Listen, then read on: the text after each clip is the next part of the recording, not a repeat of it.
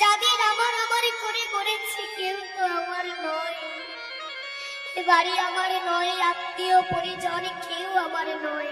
স্বামী বলো, স্ত্রী বলো, সন্তান বলো, কেউ কি সঙ্গে যেতে পারবে বাবা? পারবে না। সারা জীবন ধরে ভূতের কাটুনি খেটেছি, এই সংসারে ধরেছি, কিন্তু এই সংসারের কাছে পেয়েছি কি গো মা? কি পেয়েছি বাবা? শুধু দুঃখ আর যন্ত্রণা। সুখ যদি কেউ দিতে পারে, প্রকৃত শান্তি যদি কেউ দিতে পারে, সেটা হলো এই হরিবাসর। আর এই হরিবাসরে বসে প্রকৃত সুখী হতে গেলে দুঃখটার নয়ন বাড়ি তার চরণে সঁপে নাও, দেখবে কত সুখ, কত আনন্দ। হরি বল, হরি বল, হরি বল, হরি বল।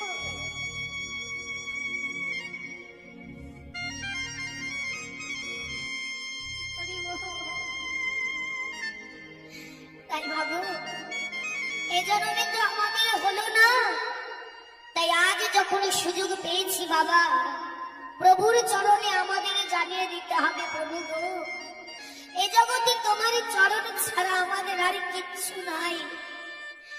আজ এই হরিবাসরে আসতে পেরেছি তোমার কৃপায়, আজ এই রাত্রিটা পেরিয়ে চোখটা খুলেছি তোমার কৃপায়।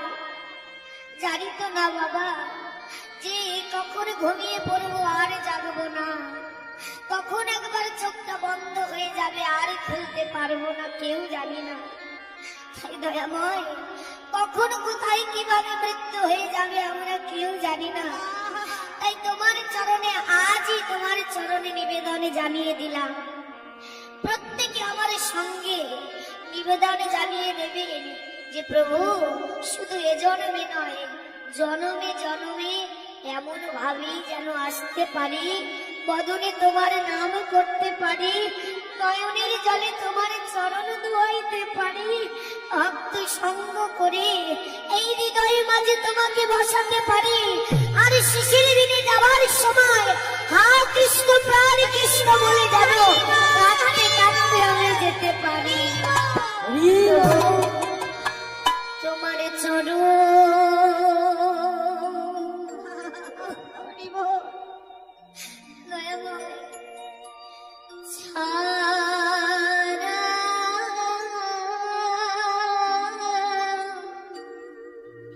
সবাই জানো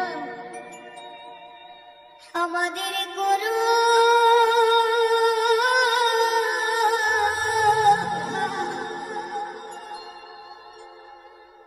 করুণা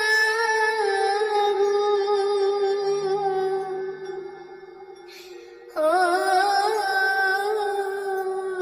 প্রভু গো, তাই গৌর হরি বল, হরি বল। তোমারে চরণ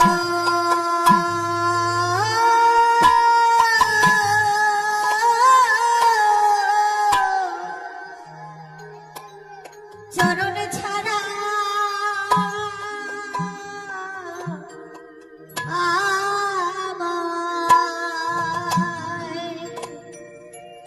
আমায় করো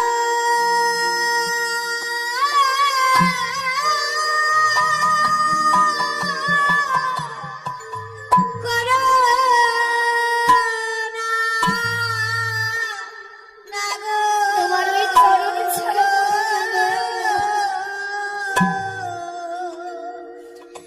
প্রভু তুমি ছাড়া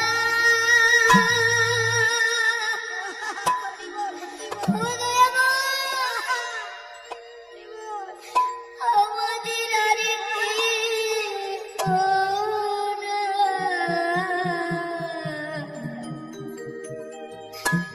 তোমার ওই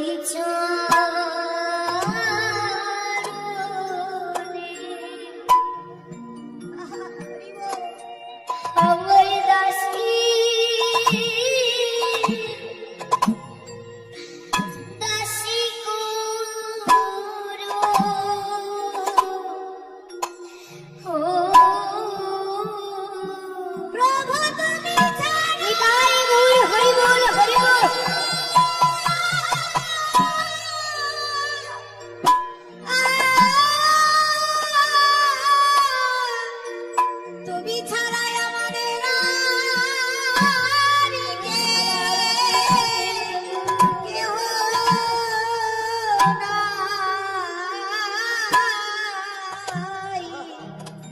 প্রভু তোমার চরণ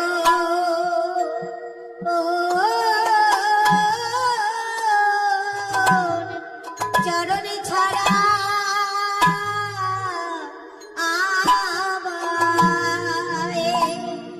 আমায় করো না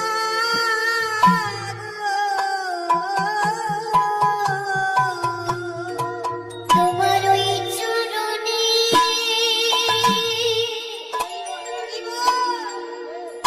যেন দাস হতে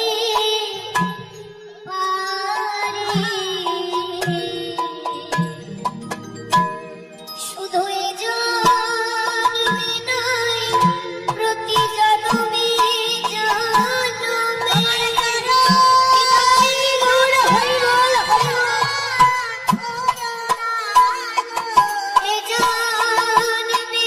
প্রতি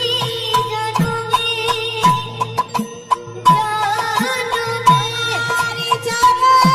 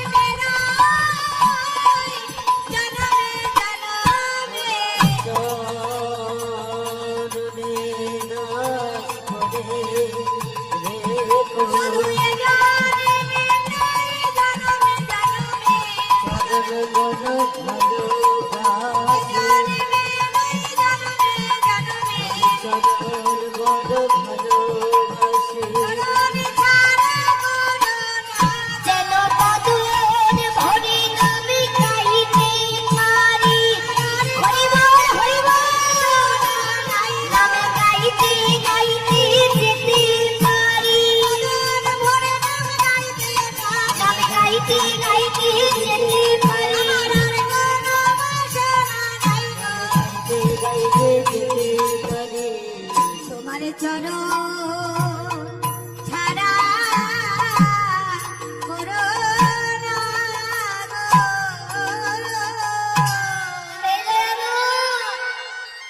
তাই তোমার চরণে আমাদের নিবেদন রইল শুধু এ জন্মে নয় জনমে জননে যেন তোমার চরণের দাস হতে পারি। আরে যেদিন আমার দেহ থেকে প্রাণ পাখি উড়ে যাবে সেদিনই দেহ থেকে যেতে যেতে শুনেছি মৃত্যু যন্ত্রণা বড় কষ্টের হয়, তার থেকে কষ্ট নাকি আর কিছু নেই। তবে প্রভু গো, ওই মৃত্যু যন্ত্রণা যখন আমার হবে তখন যেন এই সংসারের কথা আমার মনে না পড়ে।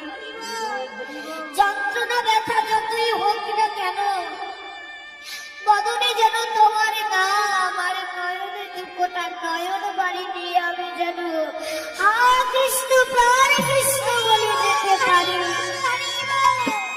এতটুকু কৃপা তুমি দেখো প্রভু, এতটুকু কৃপা। তাই বললির মহাজন বলে শোনো শোনো, একথা মনে রাখতে হবে, গৌর ভালোবাসা তার এমনই হবে।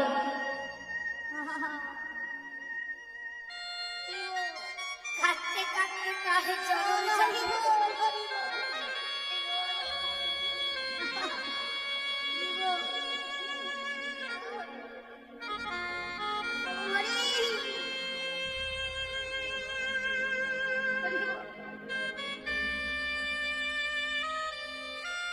এই চোখের জলটা আমাকে ভারী করলো বা এই চোখের জল যদি ফেলতে হয় গোবিন্দের চরণেই ফেলতে হবে।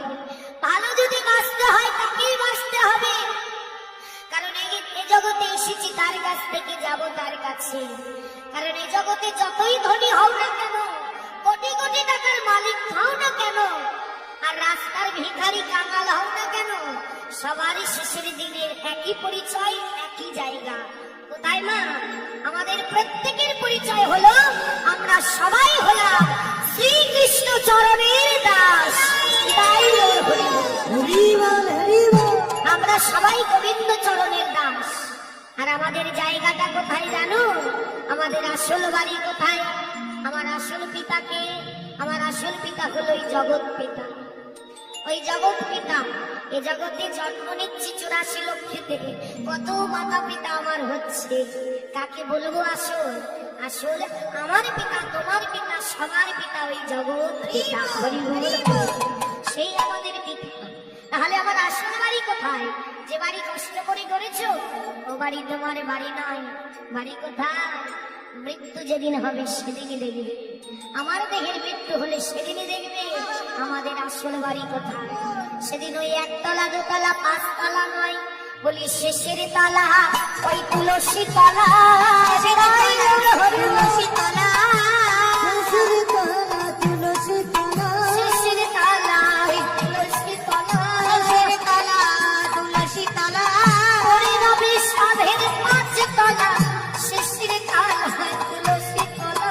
ওরে রবি সাধের 5 তলা, শেষের বেলা দিনের বেলা। হরি বল, হরি সাধের 5 তলা, শেষের বেলা দিনের বেলা।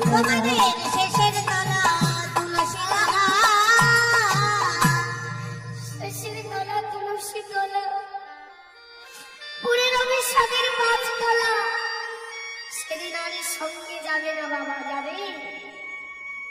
আমার এই দেহটা যদি মৃতদেহ হয়ে যায়, আমার এই দেহ যদি বাড়ি যাই, ওই মাতা পিতা ভালোবেসে আর ওই ঘরে নেবে না। সেদিনে জগৎ পিতা জায়গা দেবে, আসল জায়গা ওই তুলসী তলা। আর আমি যখন পড়ে থাকবো আমার দেহটা থাকবে। এই দামি দামি অলংকার যা সারা জীবন বয়ে বেড়ালাম, আগে দেখবে আত্মীয় পরিজন এসে খুলে নেবে। সেদিন এগুলোর অনেক মূল্য হবে। কিন্তু সেদিন ভগবান যেহেতু তুমি তার সন্তান, তাই বিনা অলংকারে তোমায় নিয়ে যাবে না।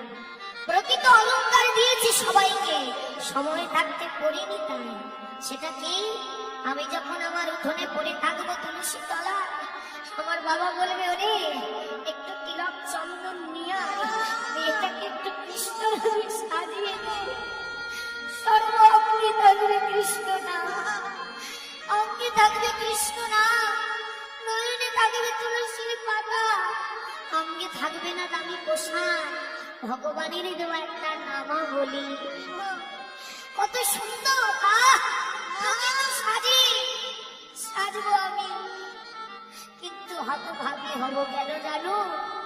আমার সেই প্রকৃত সাজে সবাই দেখবে যে আসলে সাজে সেজে আমায় কেমন লাগছে, কিন্তু আমার চোখটা তো বন্ধ থাকবে, আমার ভাগ্যে আর দেখা হবে না যে আমার আসল পিতার দেওয়া সাজে আমায় কেমন লাগলো। তাই সময় থাকতে করে নাও, সময় থাকতে করে নাও, তাকে ডাকার মতো ডেকে নাও। একবার বাঁশের দোলায় উঠে গেলে আর কিন্তু হবে না। সুন্দর করে সাজিয়ে আমায় বাঁশের দোলায় তুলবে, তারই খোল করে তাল বাজাবে আর বলবে বলো বলো তাড়াতাড়ি নিয়ে চলো, বেশিক্ষণ রাখা যাবে না, দেহ তো পচে যাবে। এই তো দুনিয়ার সঙ্গে আমার সম্পর্ক। কিন্তু সেদিন জগৎ পিতা সেই পচা দেহকে নিয়ে যাবে তারই নাম করতে করতে। কি বলবি? বলো হরি, বলো হরি, বলো হরি। কিন্তু দেখবি যখন আমি যাব না, মাথাটা আমার দুলবে। কি বলবো?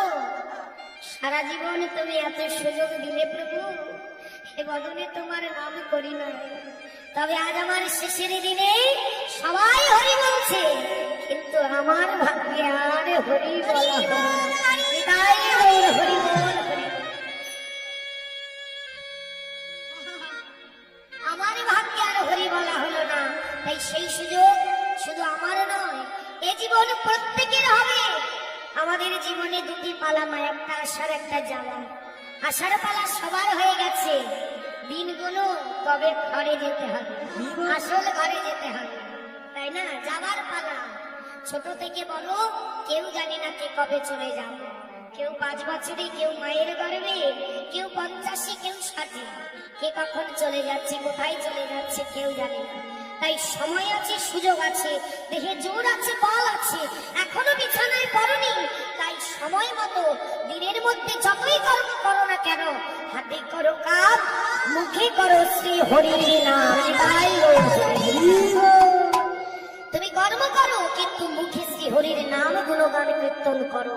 কারণ ভবকান্তারি পারাপার হতে গেলে এ জগতের টাকা করিতে কোনো কাজ হবে না। সেদিন এই হরি নামের করিটাই সফল হবে। এই যত তুমি এখানে বসে হরিনাম করবে, করতালে দেবে, উলুধ্বনি জয়ধ্বনি করবে, এই সকল করি তুমি নিয়ে ভগবানের কাছে পৌঁছাবে। আর সেদিন প্রভুকে বলবে, দয়াময়, সংসারে থেকে বেশি পারি না, এই যে কিছু করি আমি গুছিয়ে এনেছি, এই করি তুমি নিজে নিয়ে আমায় নিজ হাতে ভব সিন্ধু পার করে দাও। এটাই ওর হরি বল, হরি বল, হরি বল। এই হরিনামের পারাপারের করি হলো এই হরিবাস। তাই মহাজন বলে, দেখো দেখো গৌর ভালোবাসলে দশা এমনই হয় গো, ভালোবাসলে দশা এমনই হয় গো, ভালোবাসলে ভালো দশা এমনই হয় গো। বলি কাঁদিতে কাঁদিতে জনম যায় গো। দেখো গৌর ভালোবাসলে দশা এমনই হয় গো, বাসলে ভালো দশা এমন হয় গো।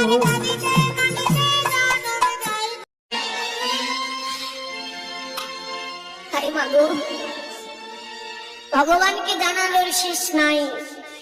তাই ভগবান তো শুনবেই আমাদের কথা, কারণ আমরা যে তার সন্তান, আমাদের ছেড়ে ভগবান যাবে কোথায়?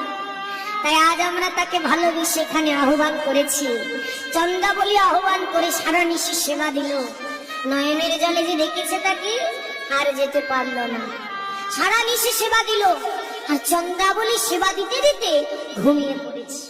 আর যেই ঘুমিয়ে পড়েছে, ঘুমানো ঘরে বেশিক্ষণ ভগবান থাকে।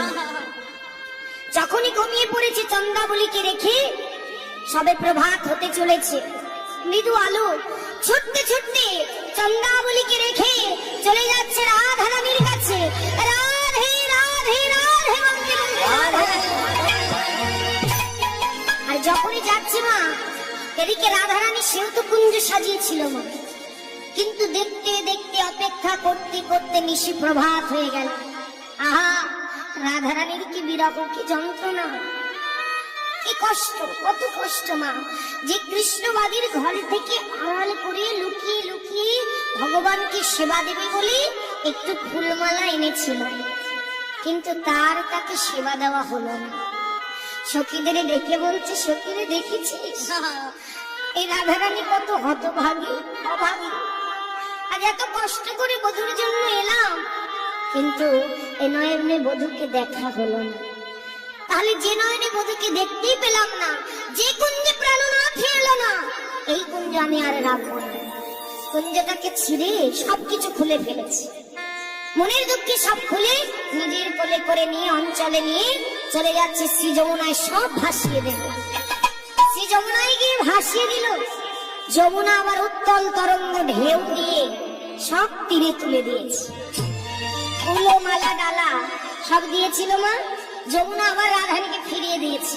বলছে, রায়ধনী ক্ষমা করো, প্রতিদিন যে ফুলো, ডালা, মালা তুমি আমার পক্ষে ভাসিয়ে দিয়ে যাও, তাতে তো কৃষ্ণ অঙ্গ গন্ধ থাকে। আজ মনে হচ্ছে এই মালা গোবিন্দ সেবায় লাগেনি। গোবিন্দ সেবায় মা বধূ তো আসেনি, সেবায়ও লাগেনি। তাহলে এই মালা গোবিন্দ সেবার মালা হলো না, তাহলে যা সেবাই লাগেনি তা তো আমি নিতে পারবো না। রাধে তুমি ফিরিয়ে নিয়ে যাও। রাধারানী নয়নের জল ফেলতে ফেলতে ওই ফুলো ডালা মালা নিয়ে নিজের কুঞ্জে এসে বসে পড়লো।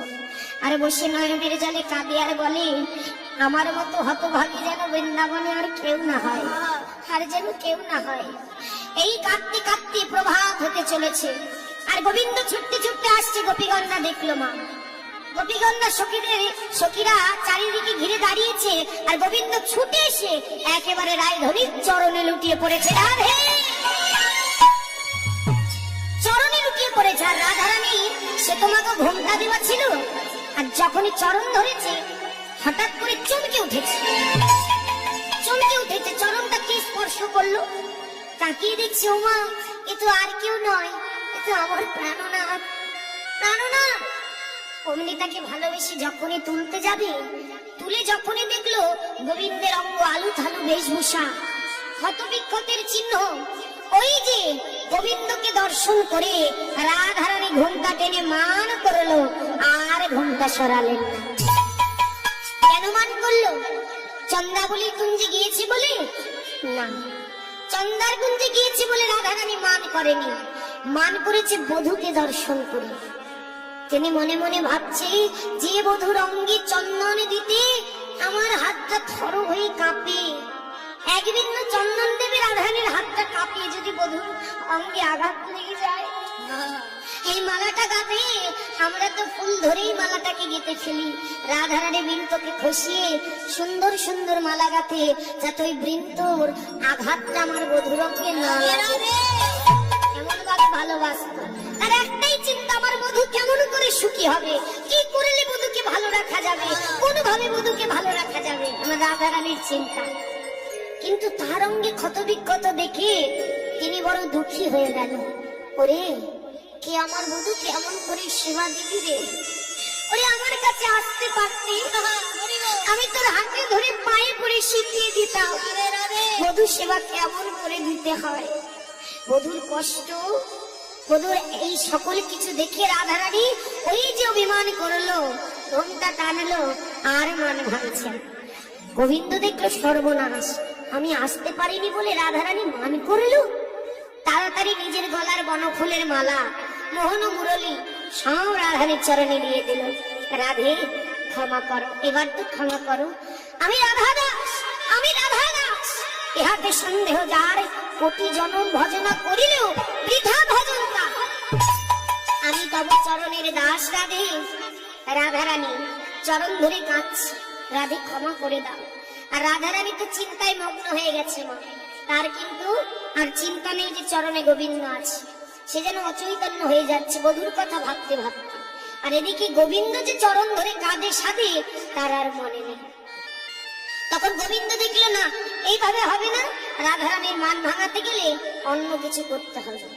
তখন কি করলেন, বিশ্ব ব্রহ্মাণ্ডের মালিক আর রাধারানীর চরণ যুগল তুলে নিজের মাথায় তুলে নিলেন, নিয়ে বললেন, দেখি পদ পল্লব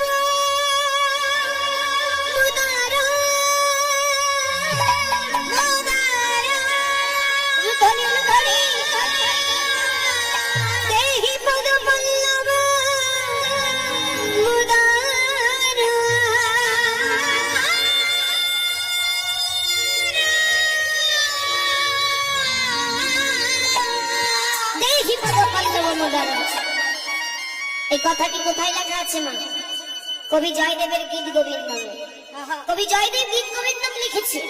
অনেক বড় পদ, যখন শেষের দিকে আসছে শরদর খণ্ডনম মম শির সীমন্ননম, বারবার আসছে দেহি দেহি পদ পল্লব মুদারম। কিন্তু জয়দেব ভাবছে, এই কথাটি আমি লিখবো কি করে, যিনি কিনা ভগবান, তার মাথায় ভক্তের চরণ, না না না, এই আমি লিখতে পারবো না, আমি অপরাধী হয়ে যাব। তাই জয়দেব কিন্তু লেখেন নাই। কবি জয়দেব না লিখে তিনি চলে গিয়েছিলেন অজয় নদীতে স্নান করতে। আর ভগবান তিনি কিন্তু সইতে পারেনি, কারণ তিনি যে ভক্তকে বড় ভালোবাসে। তিনি বললেন, জয়দেব এই কথাটুকু তুমি লিখতে পারলে না, যে আমি ভক্ত চরণের দাস, আমি ভক্তকে বড় ভালোবাসি। জয়দেব বেশ, তুমি লিখতে পারোনি তাতে কি হয়েছে, দেখো ভক্তের জন্য আমি সব করতে পারি। ভগবান নিজে এলেন জয়দেবের ছদ্মবেশ নিয়ে, জয়দেবের মন্দিরে গিয়ে সেই গীত গোবিন্দম খুলে বাঁকা করে লিখে দিয়েছে। আজও স্মরণ অক্ষরে গীত গোবিন্দমে লেখা, দেহি পদ পল্লব মোদারম, আমি ভক্ত চরণের দাস, আমি ভক্ত চরণের দাস, ভক্ত চরণের দাস। তব চরণের দাসটি কথাটি লিখতে পারেনি, তাই তিনি নিজে লিখেছে, সেখানে বলেছে আমি ভক্ত চরণের দাস। তাই আজ রাধারানীর চরণ যুগল মাথায় নিল, তাতেও মান ভাঙছে না মা। তখন সখীরা হলো প্রেমের কারিগর, যারা ভাঙা গড়ার কাজ করে। রাধা গোবিন্দের প্রেমটাকে একবার ভাঙে আবার গড়ে, কেন? তাড়াতাড়ি তাদের যুগল পাবে বলে। হ্যাঁ, তা সখীরা সুযোগ পেয়ে বলছে যে, ও শ্যামনাগো, বলে আমাদের রায়ধনী আর চাইবে না, যাও যাও, যাতে তাদের বিরহ জ্বালাটা আরো বেড়ে যায়। তাই কি বলছে জানো? বলছে যাও যাও, এবার চলে যাও, রাধারানী আর ফিরে চাইবে না, যখন আসার কথা ছিল আসুনি, এখন প্রভাতে এসেছো, যাও যাও। গোবিন্দকে চলে যেতে বলল। গোবিন্দ ভাবলো ঠিকই, রাধারানী মনে হয় আর চাইবে না, তাহলে যে প্রাণে রাধারানী নেই সেই প্রাণ আমি আর রাখবো না, এক্ষুনি ওই যমুনায় গিয়ে নিজেকে ভাসিয়ে দেব। যে প্রাণে রাধারানী নেই সেই প্রাণ রেখে আমি কি করব? গোবিন্দ মাথা থেকে চরণটা নামিয়ে, রাধারানী তো ঘোমটাই দেওয়া মানুষ, সে কিচ্ছু জানে না, সে ঘোমটা দিয়ে বসে আছে, সে চিন্তা। আর গোবিন্দ চরণটা নামিয়ে সখীদের কথা মতো কাঁদতে কাঁদতে যমুনায় চলে যাচ্ছে প্রাণ বিসর্জন করবে। আর এই সব কিছু দেখলো বৃন্দাবনের দুই পাখি, সুখ আর শাড়ি। সুখ শাড়ি দেখে বলছে বাবা, সুখ শাড়িকে বলছে শাড়ি, বলে এই রাধারানীর গুণগান করো তুমি? হ্যাঁ, যে রাধারানীর চরণ যুগল স্বয়ং বিশ্ব ব্রহ্মাণ্ডের মালিক নিজের মাথায় তুলে নিল, তাতেও মান ভাঙলো না। হ্যাঁ, এখন কি হবে উপায়? এই সকল ঝগড়া চলে গেল রাধারানীর কর্ণে। দুই পাখি ঝগড়া করছে আর রাধারানীর কর্ণে পৌঁছে গেছে, আর তখনই তার মানটা ভেঙে গেছে। কিন্তু ততক্ষণে কি হলো? তাড়াতাড়ি করে মনে পড়েছে যে আমার চরণে তো চরণ যুগলে আমার প্রাণনাথ ছিল। ঘুমটা সরিয়ে চরণের দিকে তাকিয়েছে, কিন্তু তাকিয়ে কি দেখছে? প্রাণনাথ নেই, সে তো অনেক আগেই চলে গেছে। তাই ঝগড়াটা শুনছে ভালো করে, কি কি করেছি এতক্ষণ আমি, কেমন ভাবে। আর সুখ মুখে শুনি ধ্বনি, ওই ছন বচন, সুখ মুখে শুনি ধ্বনি, ওই ছন বচন, সুখ মুখে শুনি ধ্বনি, ওই ছন বচন। শ্রীরাধার চরণ পাতে করে নিরীক্ষণ, শ্রীরাধার চরণ পাতে করে নিরীক্ষণ। চরণের দিকে তাকিয়েছে মা, কিন্তু তাকিয়ে কি দেখলো? চরণেতে কৃষ্ণ দেখিয়া বলে উঠিল কাঁদিয়া,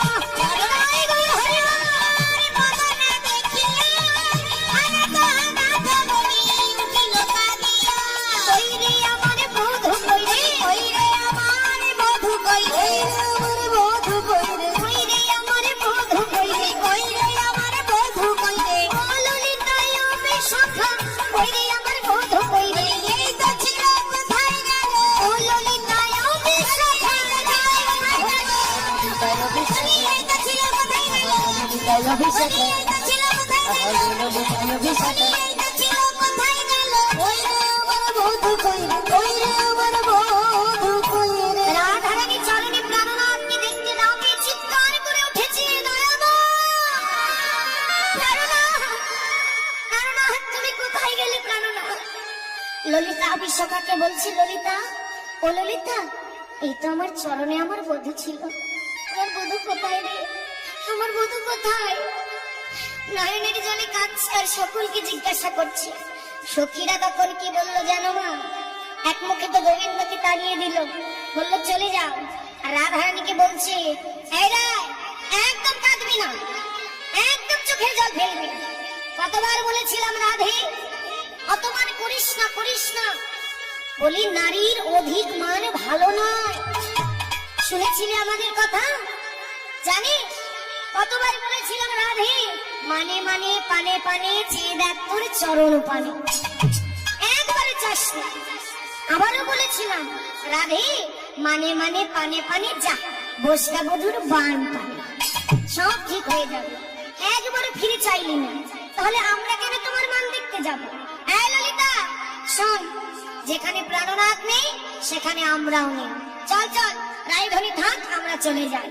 এই বলে ললিতা বিশাখা চলে যাচ্ছে, আর পিছন থেকে রাধারানী আমার ললিতাকে জড়াই ধরে বলছে, ললিতা আমায় ছেড়ে চলে যাস না। ওরে আমি জানি মান করে আমি ভুল করেছি, আমি ভেবেছি মান করেছি বলে বধূ আমাকে আরো আদর করবে, যত্ন করবে, ভালোবাসবে, তবে বধূ যে আমায় ছেড়ে চলে যাবে আমি বুঝতে পারিনি সখী।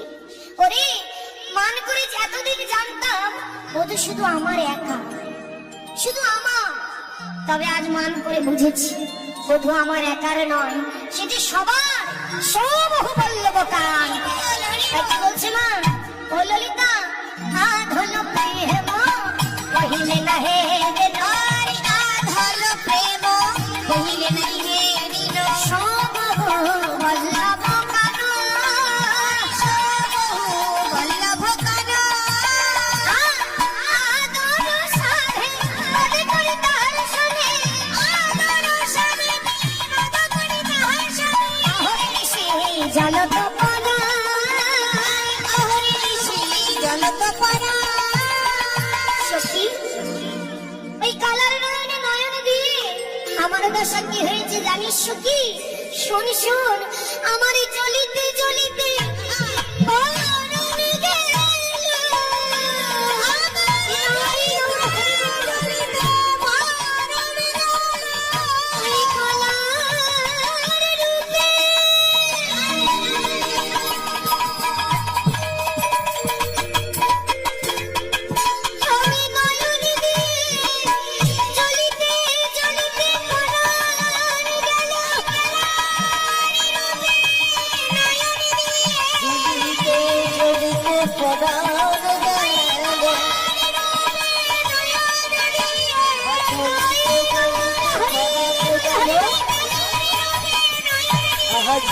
জ্বলিতে পরাণ গেল, জ্বলিতে জ্বলিতে পরাণ গেল। হরি নিশি জলত পরা। এই কালার নয়নে নয়নে দিয়ে অহর্নিশি জলত পরাণ, আমার পরাণ চলে গেল। তাই সখী তোদের হাতে ধরে পায়ে পড়ি, আমার বধূকে তোরা এনে দে, এমন মানার কোনোদিন করব না। তখন সখীরা দেখছে রায়ধনী খুব কাঁদছে, তবে রায়ধনীকে বলছি, সন্ধ্যা রে আজ যা করেছিস আর করিস না। কেন জানিস? এই জগতে তাকে পাওয়ার জন্য সবাই কত কষ্ট করে, আজ তোর চরণ যুগলে সে পড়েছে, তুই একবারও ফিরে চাইলি না। শোন সখী, রাধে রে কৃষ্ণ হেন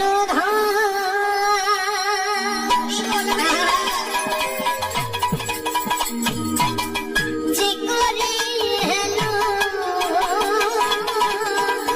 তারে কি জীবনে,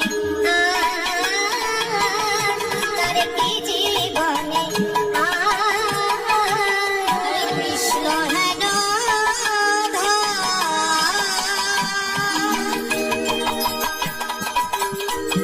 সখী দেখো রে হেলো,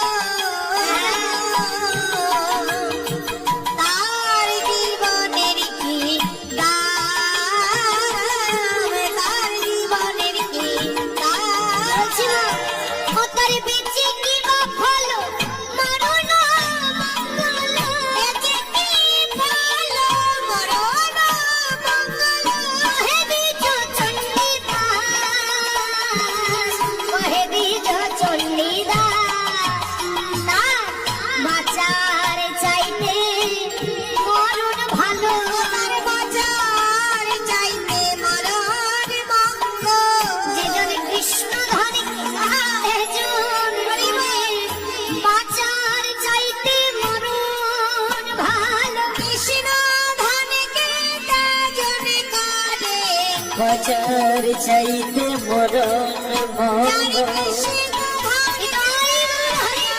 বাজার চাইতে মরণ মঙ্গল, কৃষ্ণ ধনকে তেজন কাঁদে, বাজার চাইতে মরণ মঙ্গল, তারে বাঁচার চাইতে মরণ মঙ্গল। তাই বললেন যে জন কৃষ্ণধামকে পেয়ে ত্যাগ করে তার বেঁচে থাকার চাইতে মরে যাওয়া ভালো। এ কথা আমার নয় মা, শাস্ত্রে বলে। কি বলে? বলে যে কৃষ্ণধামকে পেয়েছি যদি না রাখতে পারলো মা, এই যে দেহটা আমরা পেয়েছি তার কৃপায়, তাহলে এই দেহটা যদি গোবিন্দ সেবায় না লাগালাম তাহলে আমার বেঁচে থেকে কি লাভ? কোনো লাভ আছে? তা বলছে বেশ সখী, তাহলে কাঁদিস না, আমি তোর বধূকে এনে দেবো। আমার কটা বাজে? কটা বাজে? মোটে 9:30 বাজে। হ্যাঁ, এখনই নমস্কার দিচ্ছি কেন? নাকি ভালো লাগছে না? ভালো লাগছে না? তাহলে ভালো লাগছে? হ্যাঁ, তাহলে যেও না, যেও না, চরণ ধরে বলছি, মিলন দেখে যাও। আর তো বেশিক্ষণ নাই, প্রত্যেক দিনই তো ঘুমাই, একদিন ঘুমাতে ঘুমাতে একেবারে ঘুমিয়েই যাও। সেদিন আর শোনা হবে না কিন্তু, তাই না? জয় রাধে। নাই আজকে একটু ভগবানের জন্য বকুনি খাবে বাড়িতে, তা কি হচ্ছে, তাই না? একটু বসে যাও, মঙ্গলময় হরির যুগল দর্শন করে যাও। দেখো এত সুন্দর মান করলো রাধারানী, এবার গোবিন্দ মানটা ভাঙাবে, তা ভাঙানিটা শুনবে না? মান তো শুনে গেল। এইবার কি বলছে মা? বলছে রাধারানী বলছে সখী আমার বধূকে এনে দে। তখন তুলসী দেবী বৃন্দাবতী এগিয়ে বলছে রাধে তুই কাঁদিস না, আমার কথা নয়, তুই কাঁদিস না, তোর বধূকে আমি এনে দেব। তখন বললো বেশ তাহলে যা।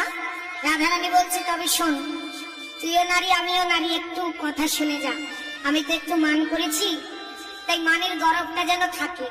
বধূর কাছে গিয়ে আগেই যেন আমার নামটা বলে দিবি না, জিজ্ঞাসা করলি তবে বলবি, আগে বলবি না কিন্তু, কারণ আমিও তো জানতে চাই দূর থেকে বধূ আমার কথা জিজ্ঞাসা করে কিনা, তাই না? তা বলছি তুলসী বলছি বেশ তাই হবে। কিন্তু তুলসী সখীরা সবাই সারা রাধা গোবিন্দ ছাড়া তো আম জানে না। রাধারানীকে কথা দিয়ে প্রণাম করে কিছু দূর দুপা গিয়েই ভুলে গেছে, তার বদনে এসে গেছে। কেমন বদনে এসে গেছে? বলছে রাধে রাধে রাধে রাধে রাধে বলতে বলতে যাচ্ছে। রাধারানী শুনতে পেয়ে বলছে তুলসী এদিকে আয়, এদিকে আয়। তুলসী বলছে কি হলো, ডাকছিস কেন? বলে আমি যে তোকে বললাম যে তুই আমার নামটা বলিস, সেই তো আমার নামই বলছিস। বলছে কি আর করবো বল রাধে, তোর নামটা যে এত মধুর যে না করে থাকতেই পারি না। হ্যাঁ, তাই তো বলে ফেলেছি। তখন বলছে আচ্ছা। তুলসীর মনে মনে কিন্তু খুব আনন্দ হচ্ছে মা। তা রাধারানী তাকে বলছে এই তুলসী, আমার মনে হচ্ছে আজ আমার থেকে বেশি তোর আনন্দ হচ্ছে। বলি হবে না, যাচ্ছি বধূর কাছে, গিয়ে তোর কথা বলবো, তা আনন্দ হবে না? তখন বলছে ও তা আমার থেকে বেশি নাকি? বলছে হ্যাঁ।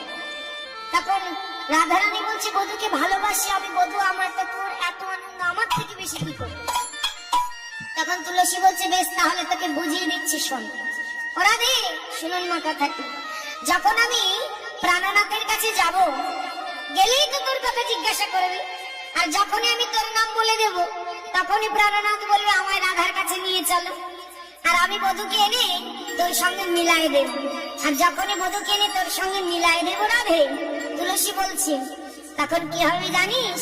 ও রাধে তুই আগে জন পাবি, আমি তুই জন পাবো, হরি বল হরি আমি তুই জন পাবো, হরি জন পাবি আমি তুই জন পাবো, বলি রাধা পাবো আবার গোবিন্দ পাবো, যুগল চরণে হিয়ায় ধরে পাবি আমি হই জন পাবো, যুগল চরণে হিয়ায় ধরবো, জন পাবি আমি তুই জন পাবো, আমি জন পাবি আমি তুই জন পাবো। কি বললো কথাটি? হ্যাঁ তুলসী, তুলসী বলছে রাধে তুই তো শুধু কৃষ্ণ পাবি, আর আমি কৃষ্ণ পাবো আবার রাধাও পাবো, তাহলে তোর থেকে আমার আনন্দটা বেশি নয়? তখন বলছে হ্যাঁ কথাটা মন্দ নয়, তাহলে আমাদেরও তো বাসনা আছে যুগল দেখবো, তাই তুলসী যাচ্ছে গোবিন্দকে আনতে, চলো আমরাও যাই। সবাই মিলে গোবিন্দকে খুঁজে নিয়ে আসি, রাধারানীর সঙ্গে তার মিলন করাবো। সবাই একটু বাবু তুলুন, সবাই মিলে একটু উলুধ্বনি হরি বল হরি বল। জয় রাধে রাধে বলে দুটি বাহু তুলে চলো যাই মধুর বৃন্দাবনে, চলো যাই মধুর বৃন্দাবনে, রাধে জয়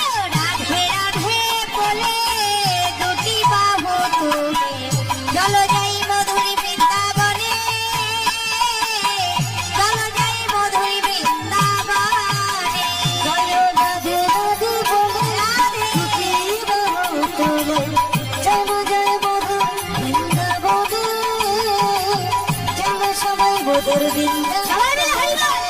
জয় রাধে জয় কৃষ্ণ, জয় রাধে জয় কৃষ্ণ, জয় রাধে জয় কৃষ্ণ, জয় রাধে জয় কৃষ্ণ, জয় কৃষ্ণ, জয় রাধে জয় জয় শ্রী রাধে কৃষ্ণ। ঠিক এইভাবে তুলসী দেবী যাচ্ছে না। আর যখন যাচ্ছে, যেতে যেতে কোন পথ দিয়ে যাচ্ছে না, যখনই যাচ্ছিল রাধারানী আবার পেছন থেকে একটু তাকে ডেকে তাকে জড়ায় ধরেছে, পেছন থেকে জড়িয়ে ধরেছে।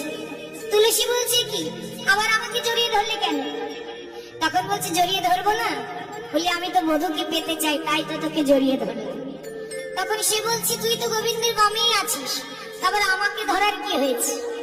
তুলসীকে বলছে তুই হলে শ্রীকৃষ্ণের প্রিয়সী, শ্রীকৃষ্ণের প্রিয় সখী তুমি, আমি যদি তোকে ধরি তাড়াতাড়ি পাবো আমার হরি। কি না, তাই তো? এই যে তুলসী মহারানী, যিনি আমার গোবিন্দের প্রিয় সখী, তাই না? এই যে ভগবানের সামনে আমরা কত ভালো ভালো প্রসাদ দিই, তার উপরে যদি একটা তুলসীর পাতা না দিই, তাহলে বলতে পারবে গোবিন্দ সেবায় লাগবে? কি লাগাইতে পারবে? পারবো না।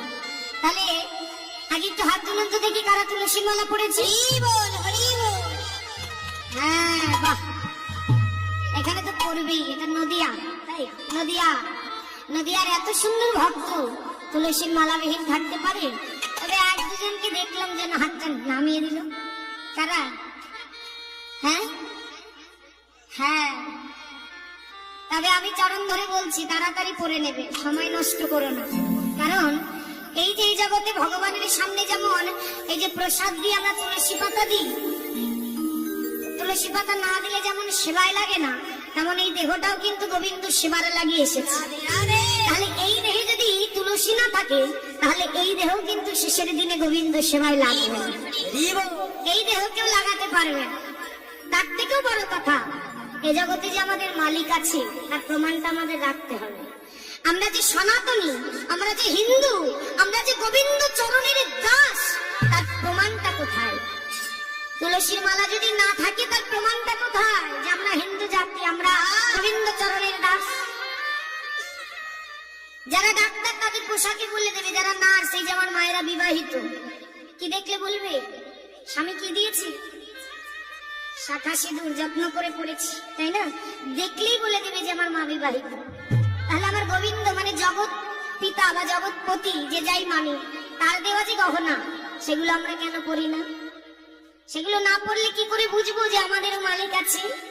ওমা, যাদের গলায় তুলসীর মালা নাই, যারা পড়ে না, ভাবে কি যে পড়বো তো, বয়স হয়নি এখন, আরেকটু বয়স হোক তারপর ঠিক পড়বো। কিন্তু আমি তুমি জানি যে ওই বয়স অব্দি আমরা যেতে পারবো কিনা।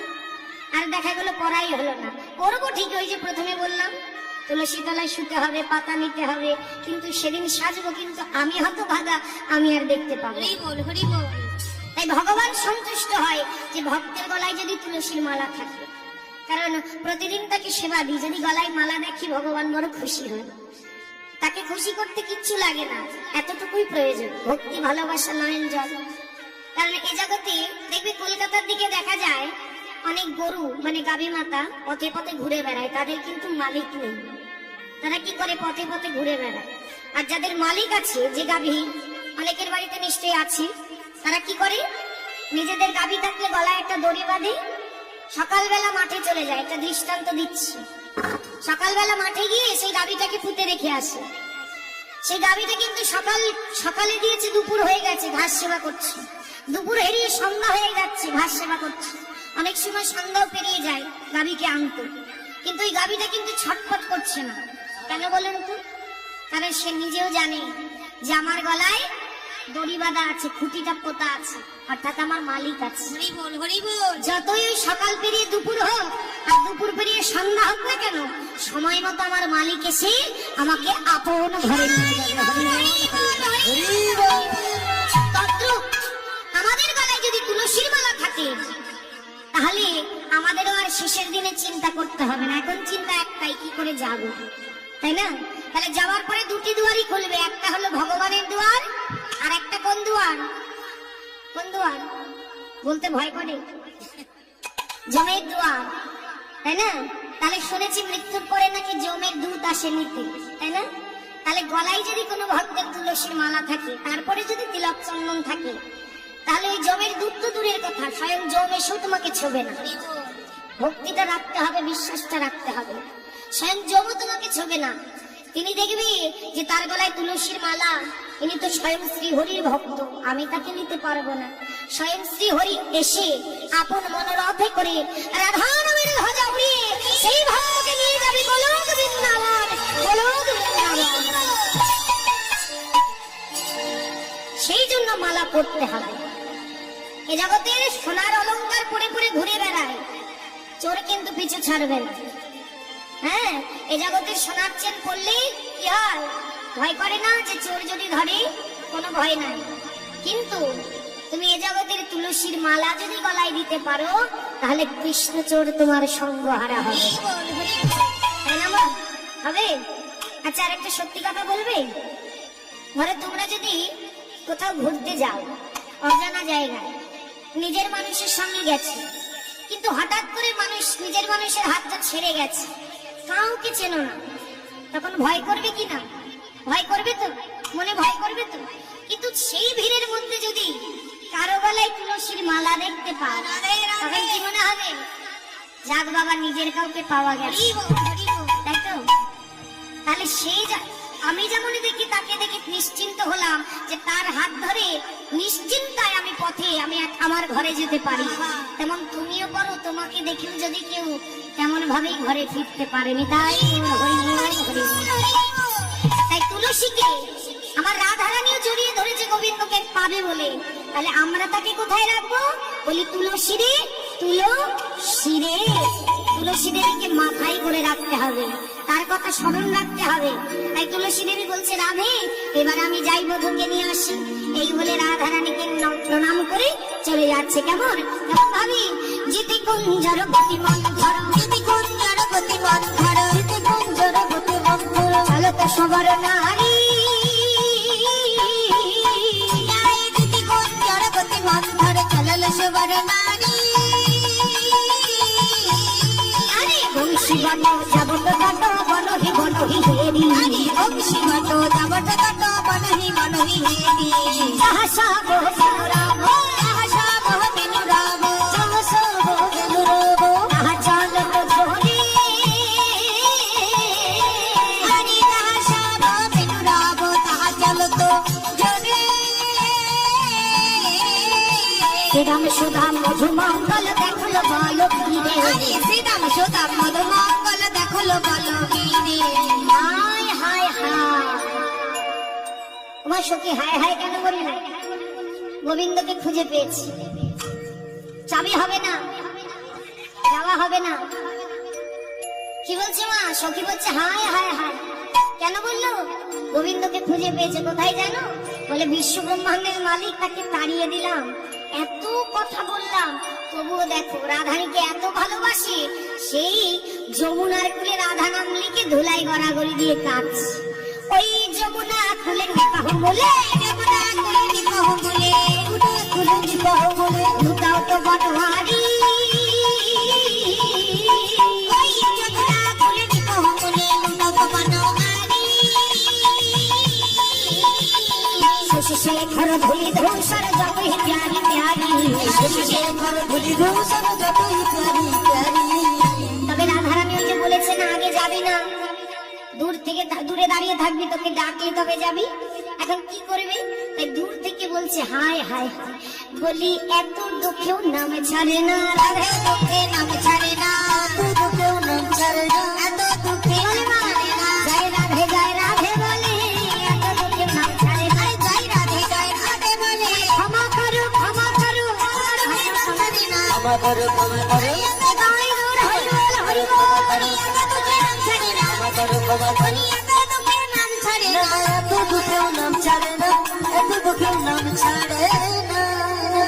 কথাই বলে না মা, সখী তো যেতে হবে গোবিন্দের কাছে, কিন্তু যাবে কি করে? কথায় বলে হরি নাম কৃষ্ণ নাম বড়ই মধুর, যে জানা কৃষ্ণ ভজে সে হয় বড় চতুর। একটু চাতুরালি বুদ্ধি করলো, না হলে বধুর কাছে যেতে পারছে না। তার চরণে ছিল নুপুর, ওই নুপুরটা একেবারে রুনো ঝুনো করতে করতে ঠামকি ঠামকি ঠামকি যাচ্ছে, যাতে ওই নুপুরের ধ্বনিটা গোবিন্দ শুনতে পায়, আর শুনতে পেয়ে নিজেই ডাকে। আর ঠিক তাই হলো, ওই যখনই রুনুঝুনু করতে করতে যাচ্ছি, ওই নুপুরের ধ্বনি গোবিন্দ শুনতে পেয়েছে। কিন্তু তার সর্বাঙ্গে যে ধুলা মাখা সে আর জানে না। সে কি করেছে, ওই সর্বাঙ্গ ধুলা নিয়ে কান পেতে বলছে, এই তো রাধারানী সুখী এসেছে মনে হচ্ছে, মনে হয় আমাকেই নিতে এসছে। একেবারে সর্বাঙ্গে ধুলা নিয়ে দাঁড়িয়ে পড়েছে। দাঁড়িয়ে তাকিয়ে দেখছে, মা এ তো আর কেউ নয়, এ তো বৃন্দা দুতি, আমাকে নিয়েই যাবে।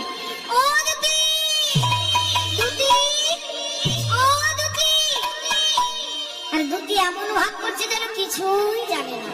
হ্যাঁ, সে যেন জানেই না, এমন ভাব করছে। পেছনে তাকিয়ে বলছে, কে গো? ও শ্যামনগর তুমি? আমি তো ভাবলাম কে না কে। তা বলো দেখি ডাকছো কেন? এবার সখী তো শুধু অপেক্ষায় ছিল কখন ডাকে, আর যখনই ডেকেছে আর কে দাঁড়িয়ে থাকে, একেবারে দৌড়ে গোবিন্দের কাছে চলে যাচ্ছে। তখন মনে পড়েছে সর্বনাশ, গোবিন্দ নিজের দিকে তাকিয়ে দেখছে আমার সর্ব অঙ্গে ধুলা মাখা। এই যদি রাধারানী জানতে পারে, তাহলে তার মান যে আরো কত বেড়ে যাবে। হায় হায়, এবার আমি কি করব? তখন সখী যত এগিয়ে আসছে, আর গোবিন্দ ভয়ে তত পিছিয়ে যাচ্ছে। সখী এগোচ্ছে আর গোবিন্দ পিছাচ্ছে। সখী বলছে, আরে আরে আরে, এ কি, এ পিছিয়ে যাচ্ছ কেন? এই তো ডাকলে তুমি, আবার পিছিয়ে যাচ্ছ কেন? তখন গোবিন্দ ভয়ে বলছে, বিশ্বাস করো সখী, এই আমার অঙ্গে যে ধুলা দেখছো না, এই যে তুমি যেন আবার রায়ধনীকে গিয়ে বলে দিও না। কেন জানো? এই যে ধুলা না, বলি আমি ধুলা মাখি নাই গো, আরে ধুলা মাখি নাই গো, ধুলা মাখি নাই গো, আমি ধুলা মাখি নাই গো, বাতাসে লেগেছে ধুলা, ধুলা মাখি নাই, বাতাসে লেগেছে ধুলায়, আমি ধুলা মাখি নাই গো, বাতাসে লেগেছে ধুলা, বাতাসে লেগেছে ধুলা, আমি ধুলা, হরি বল, আমি ধুলা মাখি নাই, বাতাসে লেগেছে ধুলা, আমি ধুলা মাখি নাই, বাতাসে লেগেছে ধুলা, আমি ধুলা মাখি নাই, আমি ধুলা মাখি নাই, আমি ধুলা মাখি নাই গো। বিশ্বাস করে সখী, এই যে ধুলা আমি মাখিনি। তখন গোবিন্দ মনে মনে, সে তো অন্তর্যামী, সকলের অন্তরের কথা তিনি জানেন, তাই না? তাহলে সখী যে কেন এসেছে গোবিন্দ জানে না? গোবিন্দ মনে মনে ভাবছে, আমি জানি তুমি আমাকে নিতে এসছো, তবে আমাকে বলছো না, দেখি কখন বলে। আর সখী বলছে, আমাদের রায়ধনীকে কাঁদিয়েছো মনে মনে, এত সহজে তোমাকে নিব না।